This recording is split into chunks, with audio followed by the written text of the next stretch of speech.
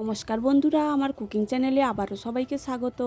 আজ আমি আপনাদের জন্য নিয়ে চলে এসেছি এই প্রচণ্ড গরমে মন প্রাণ ঠান্ডা করার জন্য দুর্দান্ত স্বাদের আইসক্রিমের রেসিপি। তারপর গ্যাসের মধ্যে একটা কড়াই বসিয়ে ওর মধ্যে 1.5 লিটার ফুল ফ্যাট মিল্ক নিয়ে নিয়েছি। দুধটা খুব ভালো করে গরম করে 5 থেকে 7 মিনিট ভালো করে ফুটিয়ে দুধটা অনেকটাই ঘন করে নেব। ওদিকে গ্যাসে দুধটা ঘন হতে থাকুক। এদিকে আমি একটা মিক্সির বাটি নিয়ে নিয়েছি। ওর মধ্যে 10 থেকে 15টা আমন্ড বাদাম, সমপরিমাণ কাজু বাদাম, 1 চামচ কর্নফ্লাওয়ার, একটা 10 টাকার গুঁড়ো দুধের প্যাকেট এবং 150 গ্রামের মতো চিনি নিয়ে খুব ভালো করে মিক্সিতে গুঁড়ো করে নেব। আপনারা যদি মিষ্টিও আর একটু বেশি পছন্দ করেন তাহলে আর একটু মিষ্টিটা বেশি দিয়ে দেবেন। সবগুলো উপকরণ আমি একসঙ্গে মিক্সিতে একদম মিহি করে গুঁড়ো করে নিয়েছি। 5 থেকে 6 মিনিট দুধটা খুব ভালো করে ফুটিয়ে নিয়েছি, অনেকটাই ঘন হয়ে এসেছে। এই সময় আমি 10 থেকে 12টা কেশরের ধাগা দিয়ে দেব, দিয়ে আবারও 2 মিনিটের মতো দুধটা খুব ভালো করে ফুটিয়ে নেব। এই কেশরের ধাগাটা আইসক্রিমের মধ্যে দিলে ওর গন্ধটা খুবই ভালো হয়। কেশর দেওয়ার পর 1 থেকে 2 মিনিট দুধটা ফুটিয়ে নিয়েছি। তারপরে এর মধ্যে দিয়ে দেব বাদাম, কর্নফ্লাওয়ার আর চিনির যে গুঁড়োটা করে রেখেছিলাম ওই গুঁড়োটা দুধের মধ্যে দিয়ে খুব ভালো করে মিশিয়ে নেব। এই গুঁড়োটা দেওয়ার ফলে দুধটা খুব তাড়াতাড়ি ঘন হয়ে যাবে এবং আইসক্রিমের স্বাদটাও একদম বেড়ে যাবে।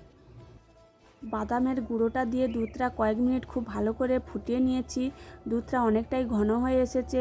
তারপর এর মধ্যে দিয়ে দেব 2টো এলাচের দানা, দিয়ে দুধের সঙ্গে খুব ভালোভাবে মিশিয়ে গ্যাসটা বন্ধ করে দেব। দুধটা ঠান্ডা হলে আরও অনেকটাই ঘন হয়ে আসবে। তারপর দুধ আর বাদামের মিশ্রণটা আমি 1 ঘন্টা মতো ঠান্ডা করে নিয়েছি, অনেকটাই ঘন হয়ে গেছে। এই মিশ্রণটা আমি একটা মিক্সির বাটির মধ্যে নিয়ে নেব। নিয়ে মিক্সিতে আমি 1 মিনিটের মতো ব্লেন্ড করে নেব, তাহলে এই মিশ্রণটি একদম স্মুথ হবে এবং খেতেও খুব ভালো হবে। তারপর আমি মিশ্রণটি অল্প অল্প করে আইসক্রিম মোল্ডের মধ্যে ঢেলে নেব। আমি এখানে আইসক্রিম মোল্ড আর চায়ের যে কাগজের কাপগুলো হয় ওর মধ্যে বসাচ্ছি। আপনারাও চাইলে কুলফির মোল্ড বা চায়ের কাপে যে কোনো জায়গায় বসাতে পারেন। সবার বাড়িতে আইসক্রিম মোল্ড থাকে না, তাই সহজে আপনারা এগুলো পেয়ে যাবেন। এর মধ্যেই আইসক্রিম খুব সহজে বসাতে পারবেন। তারপর আইসক্রিম মোল্ডটার আমি ওর ঢাকনাগুলো না দিয়ে একটা ফয়েল পেপার খুব ভালো করে মুড়িয়ে নেব। ফয়েল পেপার দিয়ে আমি আলাদা কাঠি দিয়ে বানাবো।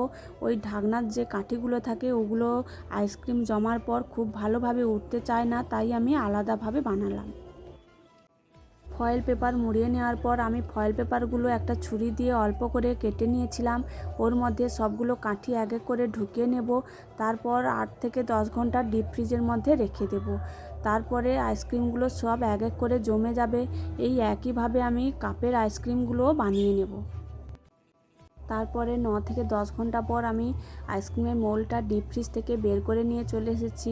এবারে খুলে দেখাচ্ছি, আইসক্রিমগুলো একদম খুব ভালোভাবে জমে গেছে। আমি আইসক্রিমের মোল্ড থেকে এক এক করে আইসক্রিমগুলো বের করে নেব। এই প্রচণ্ড গরমে আপনারাও খুব সহজে বাড়িতে এইভাবে আইসক্রিম বানিয়ে নিতে পারেন। এইভাবে আইসক্রিম বানিয়ে দেখবেন, দোকানের আইসক্রিমের থেকে স্বাদ অনেক গুণ বেশি হয়। ভিডিওটি ভালো লাগলে আমার চ্যানেলটি সাবস্ক্রাইব করে দেবেন।